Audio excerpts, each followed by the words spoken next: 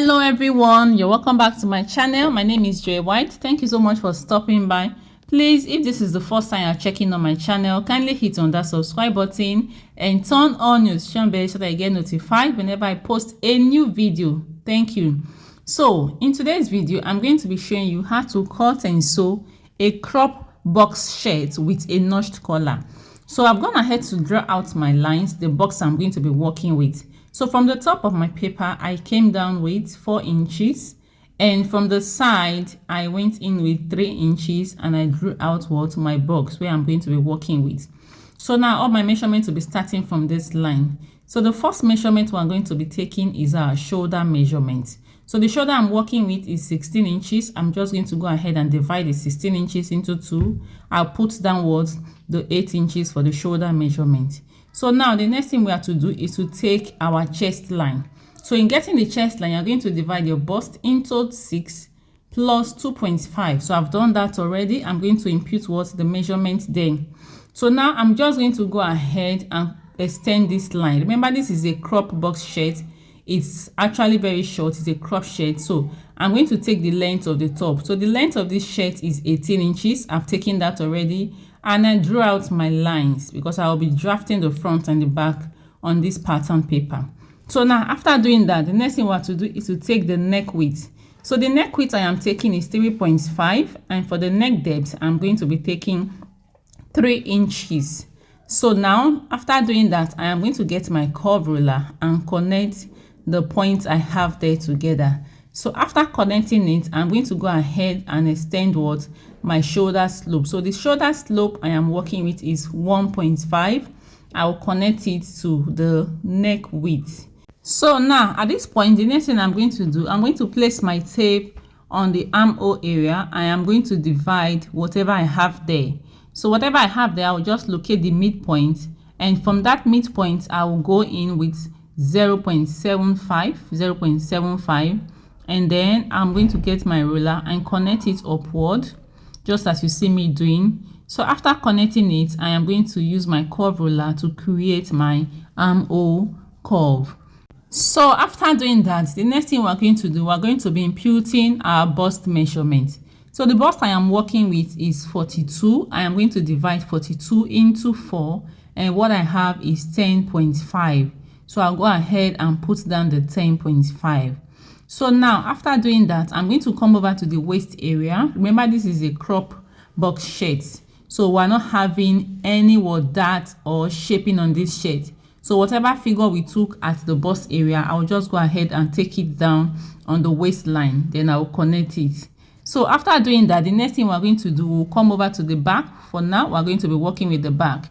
So I'm going to still impute the shoulder measurement for the back, which is 8 inches, and I will come over to the chest line and mark the same 8 inches. After doing that, I am going to connect the lines together. So now at this point, the next thing I am going to do on this armhole line, I'm going to come down with 1.25. So after doing that, we're going to be taking the neck width, the back neck width. So I'll still be taking the same 3.5 I took at the front. And for the neck depth, I am going to take 1 inch. After taking the 1 inch, I'm going to go ahead and connect the lines, the points that we have there. So this is what we have. I'm just going to extend the shoulder slope. So after doing that, the next thing we're going to do, I'm going to divide whatever I have on this armhole line, locate the midpoint, and I will go in with 0.5. From that 0.5, I will take it upward, just as you see me doing, and thereafter I'm going to cover the armhole. So now I'm going to be taking the bust measurement for the back, which is still 10.5. I'll just go ahead and put it down, and on the waistline, I'll be doing the same thing. So we're not having that on this pattern. We'll just take whatever figure we have on the bust area and impute it on the waistline. So now I am going to connect it, just as you see me doing. So now this is what we have for the back. So one important thing we need to take note of is the neck measurement of the neck width. So now I'm going to place my tape and measure around this neck line that we have, this back neckline, because we'll be needing it when we're drafting the front.